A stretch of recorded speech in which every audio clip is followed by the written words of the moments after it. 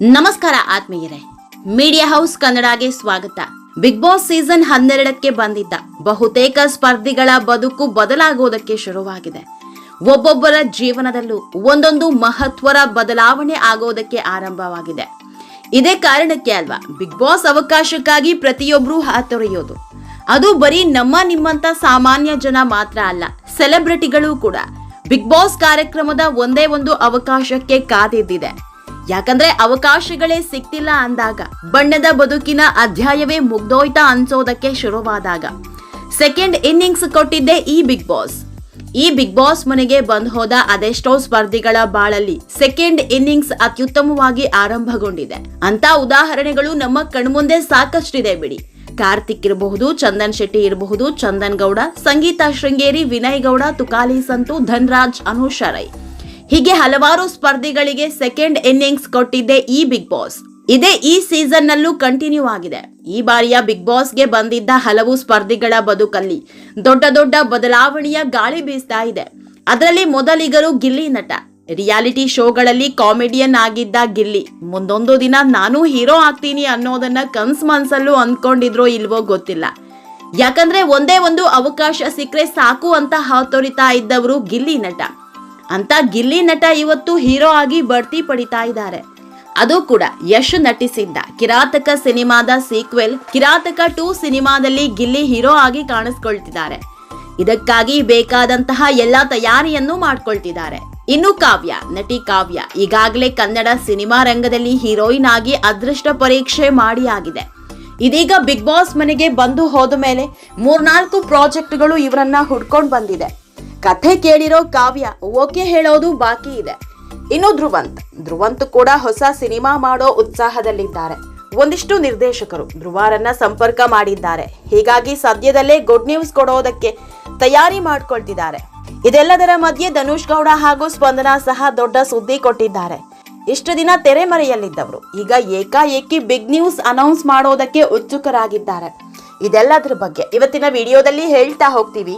ಅದಕ್ಕೂ ಮೊದಲು ನೀವಿನ್ನೂ ನಮ್ಮ ಚಾನೆಲ್ನ ಸಬ್ಸ್ಕ್ರೈಬ್ ಮಾಡಿಲ್ಲ ಅಂದ್ರೆ ಮಿಸ್ ಮಾಡಬೇಡಿ, ಈಗಲೇ ಸಬ್ಸ್ಕ್ರೈಬ್ ಮಾಡಿ. ಈ ವಿಡಿಯೋನ ಕೊನೆವರೆಗೂ ನೋಡಿ, ನಿಮ್ಮ ಅನಿಸಿಕೆಗಳನ್ನು ಕಾಮೆಂಟ್ ಮಾಡಿ. ಆತ್ಮೀಯರೇ, 3 ದಿನದ ಹಿಂದಷ್ಟೇ ಸ್ಪಂದನಾ ಹಾಗೂ ಧನುಷ್ ನಟನೆಯ ಆಲ್ಬಮ್ ಸಾಂಗ್ ರಿಲೀಸ್ ಆಗಿದೆ. ಜಿನುಗೋ ಮಳೆ ಅನ್ನೋ ರೊಮ್ಯಾಂಟಿಕ್ ಸಾಂಗ್ ನ ಯೂಟ್ಯೂಬ್ ನಲ್ಲಿ ರಿಲೀಸ್ ಮಾಡಿದ್ದಾರೆ. ಯೂನಿಕಾರ್ನ್ ಎಂಟರ್ಟೈನ್ಮೆಂಟ್ ಬ್ಯಾನರ್ ಅಡಿಯಲ್ಲಿ PRK ಆಡಿಯೋ ಸಂಸ್ಥೆ ಈ ಹಾಡನ್ನ ಲಾಂಚ್ ಮಾಡಿದೆ. ಈ ಆಲ್ಬಮ್ ಸಾಂಗ್ ನಲ್ಲಿ ಧನುಷ್ ಹಾಗೂ ಸ್ಪಂದನಾ ಲೀಡ್ ರೋಲ್ ನಲ್ಲಿ ಕಾಣಿಸಿಕೊಂಡಿದ್ದು, ಮೂಡಿಗೆರೆಯ ಸುತ್ತಮುತ್ತ ಈ ಹಾಡನ್ನ ಶೂಟ್ ಮಾಡಿದ್ದಾರೆ. ಇಬ್ಬರು ಕೂಡ ಮುದ್ದಾಗಿ ಕಾಣಿಸಿಕೊಂಡಿದ್ದು ಸಿನಿಮಾ ರೇಂಜ್ ನಲ್ಲಿ ಹಾಡನ್ನ ಚಿತ್ರೀಕರಿಸಿದ್ದಾರೆ. ಹಾಡಿನ ಸಾಹಿತ್ಯ ಕೂಡ ಅಷ್ಟೇ ಅದ್ಭುತವಾಗಿದ್ದು, ಮೊನ್ನೆ ತಾನೇ ಅದ್ಧೂರಿಯಾಗಿ ಆಲ್ಬಮ್ ಸಾಂಗ್ ನ ಲಾಂಚ್ ಮಾಡಿದ್ರು. ಈ ಮೂಲಕ ಸ್ಪಂದನಾ ಹಾಗೂ ಧನುಷ್ ಹೊಸದೊಂದು ಹೆಜ್ಜೆ ಇಟ್ಟಿದ್ದಾರೆ. ಬಿಗ್ ಬಾಸ್ ಮುಗಿದ ಮೇಲೆ ಇವರಿಬ್ಬರ ಪಾಲಿಗೆ ಇದೇ ಮೊದಲ ಪ್ರಾಜೆಕ್ಟ್. ಇಬ್ಬರ ನಟನೆ ಹಾಗೂ ಇಡೀ ತಂಡದ ಕಾರ್ಯಕ್ಕೆ ಕಿಚ್ಚ ಸುದೀಪ್ ಕೊಂಡಾಡಿದ್ದಾರೆ. ಯಾವ ಸಿನಿಮಾ ಸಾಂಗು ಕಮ್ಮಿ ಇಲ್ಲದಂತೆ ಈ ಹಾಡು ಮೂಡಿ ಬಂದಿದೆ. ಲಿರಿಕ್ಸ್ ಜೊತೆಗೆ ಸುಂದರವಾದ ತಾಣದಲ್ಲಿ ಶೂಟ್ ಮಾಡಿದ್ದಾರೆ. ಧನುಷ್ ಗೌಡ ಹಾಗೂ ಸ್ಪಂದನಾ ಅತ್ಯುತ್ತಮವಾಗಿ ಕಾಣ್ತಿದ್ದಾರೆ ಅಂತ ಕಿಚ್ಚ ಸುದೀಪ್ ಶುಭ ಹಾರೈಸಿದ್ದಾರೆ. ಈ ಎಲ್ಲಾ ಬೆಳವಣಿಗೆ ಮಧ್ಯೆ ಧನುಷ್ ಗೌಡ ಮತ್ತೊಂದು ಗುಡ್ ನ್ಯೂಸ್ ಕೊಟ್ಟಿದ್ದಾರೆ. ಈಗಾಗಲೇ ಧನುಷ್ಗೆ 2-3 ಕತೆಗಳು ಹುಟ್ಕೊಂಡು ಬಂದಿದೆ. ಆದ್ರೆ ಯಾವುದಕ್ಕೂ ಇನ್ನೂ ಓಕೆ ಮಾಡಿಲ್ಲ. ಜನರ ನಿರೀಕ್ಷೆ ದೊಡ್ಡದಿದೆ. ಮೊದಲ ಸಿನಿಮಾ ಅಂದ್ಮೇಲೆ ಸ್ವಲ್ಪ ಯೋಚನೆ ಮಾಡೇ ಹೆಜ್ಜೆ ಇಡಬೇಕು. ಹೀಗಾಗಿ ಕತೆಯ ಆಯ್ಕೆಯಲ್ಲಿದ್ದೇನೆ. ಜಿನುಗೋ ಮಳೆ ಆಲ್ಬಮ್ ಸಾಂಗ್ ಮಾಡಿರೋ ತಂಡವೇ ಹೊಸದೊಂದು ಸಿನಿಮಾಗೆ ಕೈ ಹಾಕಿದೆ. ಇದೇ ತಂಡ ಇಟ್ಕೊಂಡು ನಾವೊಂದು ಸಿನಿಮಾ ಮಾಡೋಣ ಅಂದಿದ್ದಾರೆ. ಹೀಗಾಗಿ ಸ್ವಲ್ಪ ವೆಯ್ಟ್ ಮಾಡ್ತಿದ್ದೀನಿ ಅಂತ ಸಿಹಿ ಸುದ್ದಿ ಕೊಟ್ಟಿದ್ದಾರೆ. ಅಲ್ಲಿಗೆ ಸ್ಪಂದನಾ ಹಾಗೂ ಧನುಷ್ ನಾಯಕಿಯಾಗಿ ಸಿನಿಮಾ ಮಾಡೋದ್ರಲ್ಲಿ ಅನುಮಾನ ಇಲ್ಲ ಅನ್ನುವಂತಾಗಿದೆ. ಆತ್ಮೀಯರೇ, ಸದ್ಯ ಕನ್ನಡ ಸಿನಿಮಾ ರಂಗದಲ್ಲಿ ಹೊಸಬರದ್ದೇ ಹಾವಳಿ. ಮೇಲಿಂದ ಮೇಲೆ ಸಿನಿಮಾ ಬರ್ತಾ ಇದೆ. ಆದ್ರೆ ಯಾವುದೂ ಕೂಡ ಅಷ್ಟು ದೊಡ್ಡದಾಗಿ ಸದ್ದು ಮಾಡ್ತಾ ಇಲ್ಲ. ಒಂದು ಪ್ರಚಾರದ ಕೊರತೆ, ಇನ್ನೊಂದು ಸಿನಿಮಾ ಆಯ್ಕೆ, ಕಥೆಯಲ್ಲಿನ ಸಮಸ್ಯೆ. ಕಂಟೆಂಟ್ ಸಿನಿಮಾಗಳು ಒಂದಿಷ್ಟು ಬಂದ್ರು ಆ ಮಟ್ಟಿಗಿನ ಸದ್ದು ಮಾಡ್ತಾ ಇಲ್ಲ. ಖುಷಿ ವಿಷಯ ಏನಪ್ಪಾ ಅಂದ್ರೆ ಹೊಸಬರು ಹೊಸ ಪ್ರಯೋಗ ಮಾಡ್ತಿದ್ದಾರೆ. ಹೀಗಾಗಿ ಕನ್ನಡ ಸಿನಿಮಾ ರಂಗ ಒಂದು ಹಂತಕ್ಕೆ ಮುನ್ನುಗ್ತಾ ಇದೆ. ದುರಂತ ಅಂದ್ರೆ ಕಾಂತಾರ ಬಂದು ಹೋದ ಮೇಲೆ ಯಾವೊಂದು ಸಿನಿಮಾವು ಆ ಮಟ್ಟಿಗೆ ಸದ್ದು ಮಾಡೇ ಇಲ್ಲ.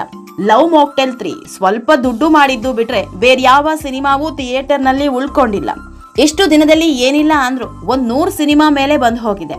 ಈ 100 ಸಿನಿಮಾದಲ್ಲಿ ಒಂದೇ ಒಂದು ಸಿನಿಮಾ ಗೆದ್ದಿದ್ದು ಅಂದ್ರೆ ಏನ್ ಹೇಳೋದು ಹೇಳಿ.